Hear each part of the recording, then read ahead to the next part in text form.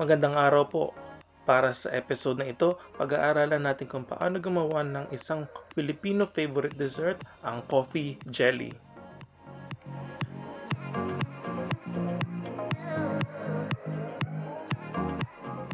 At para naman po sa ating mga ingredients, pangunahin na po ang any brand ng coffee na gusto ninyong gamitin. Next ay ang any brand ng seaweed jelly powder or vegetarian jelly powder. Next ay ang isang lata ng evaporated milk.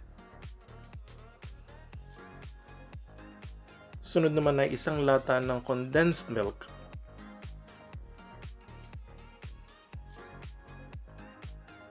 Isang pack ng all-purpose cream.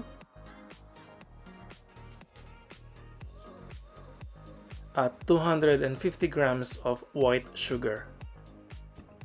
Para po sa iba pang detalye ng recipe at procedure, makikita po ito sa description below. Para po sa first step, maglagay ng 5 cups ng water sa mixing bowl.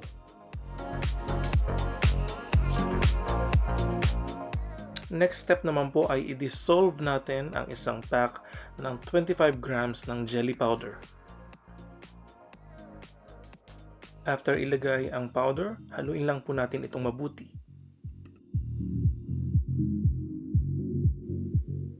Next ay ilagay naman po natin ang asukal.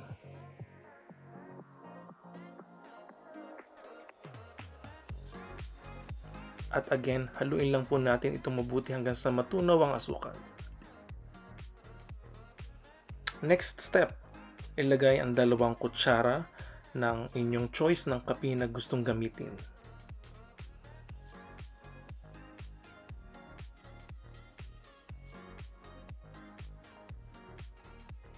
Hayaan lang po natin itong ma-dissolve sa solution na ating nagawa. After ma-dissolve ang kape, haluin po natin itong mabuti.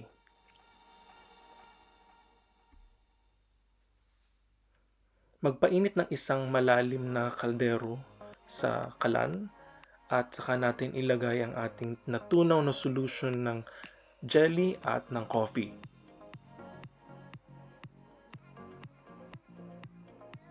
Haluin po natin itong maminsan-minsan.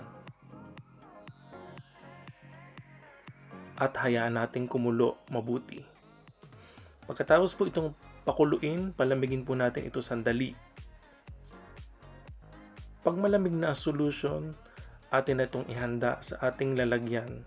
Unti-unti po natin itong ibuhos at gumamit po tayo ng isang maliit na salaan upang mapili natin o maharang ang anumang maliliit na sediments na galing habang ito ay kumukulo sa kalan.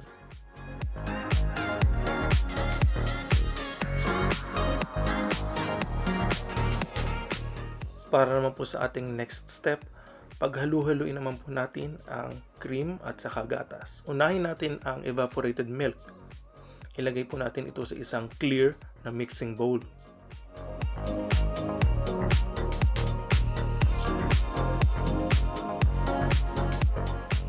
Gagamit po ulit tayo ng kape. Kumuha po tayo ng isang kutsarita ng ating kape na ginamit kanina sa jelly at hayaan po natin itong matunaw sa evaporated milk. After po itong matunaw, haluin po natin itong mabuti.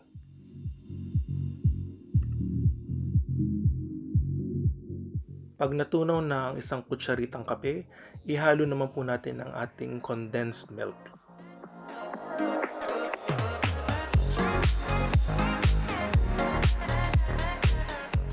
At haluin naman po ulit natin siyang mabuti upang mag-mix lahat.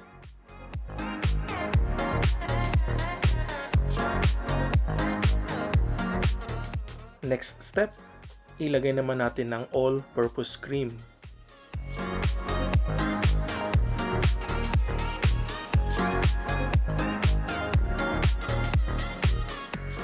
After po nating ma-mix lahat, pwede po tayong gumamit ng kutsara para haluin ang buong mixture o di kaya isang electronic mixer gaya nito.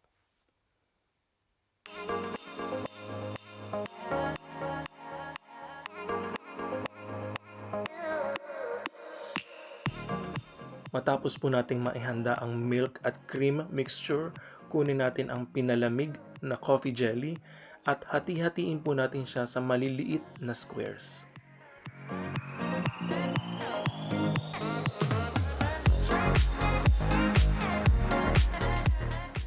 Ngayon po ay pwede na nating paghaluin ang milk mixture at ang ating coffee jelly.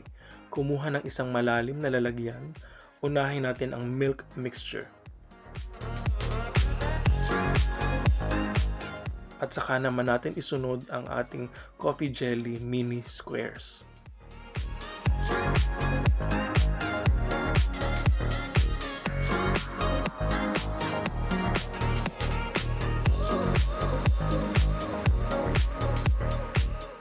At saka po natin haluing mabuti upang magsama-sama lahat ng ingredients.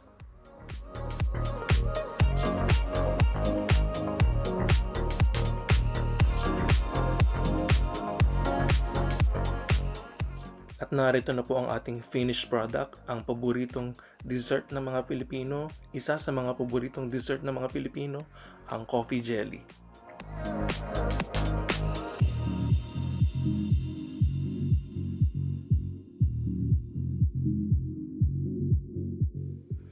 For more details ng recipe at procedure, alamin lamang po ito sa description below.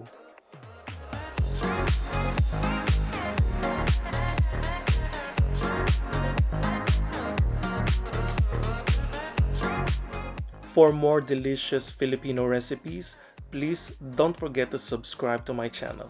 Thank you very much.